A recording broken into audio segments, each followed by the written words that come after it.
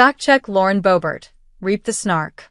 Last week, Colorado's eminent epicenter of rhetorical excess, Representative Lauren Boebert sat down for an interview with Colorado Public Radio's Ryan Warner, who has a reputation for fair and polite yet still persistent questioning, and also capable of real-time fact-checking, so as not to allow his interviews to become launch pads for misinformation. As The Hill's Julianne Ventura reports via Denver's KDVR-TV, Boebert didn't take the fact-checking well. Boebert said she was extremely disappointed in the bias of reporter Ryan Warner's questions about a third of the way through the interview, and she later battled with him over climate change and water, saying there's certainly a reason she doesn't listen to CPR news. Later, as the two discussed whether the Inflation Reduction Act, legislation that included billions in tax credits for climate-friendly energy sources, should have that name, Boebert asked, "Are we having a debate or an interview?" "I'm just checking." "Well, first of all, I get to say things as a journalist to set the record straight, so inflation is easing," Warner replied.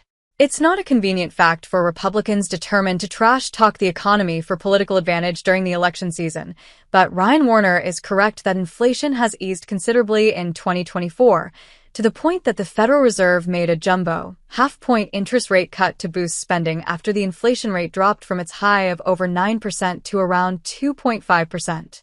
But don't trouble Lauren Boebert with your facts. She's got anecdotes and snark. Okay, this is adorable. Go to your local King Soopers or your city market and ask the shoppers if inflation is down when they're buying 1 dozen eggs for $7, $10. Boebert replied before giving other examples of high prices. Once again, here is today's price for a dozen eggs from King Soopers, a place Boebert apparently no longer visits as a 6-digit income congressional jet-setter. If you do shop for yourself and/or your family, you already know that Boebert's claim that a dozen eggs costs between $7 and $10 is nonsense. There's nothing wrong with a reporter who knows better and has the presence of mind to say so in an interview that what is being said has no basis in reality. That's their job, or at least it used to be before one side of the political spectrum abandoned peer-reviewed reality to just make up whatever they want. As the UK Independent's Rian Lubin reports, discussing the apolitical reality of human-caused climate change yielded a similar result. Warner had asked Boebert what she believes a representative's role is when it comes to preserving Colorado's water needs in the face of climate change. "Wow," Boebert replied.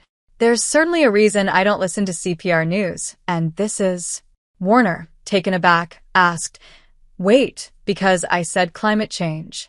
Water supplies and climate change are inextricably linked.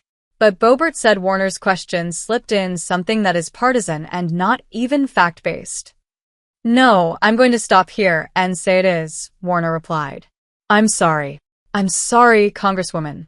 It is not a partisan statement to say that warming temperatures." He was then cut off by Boebert.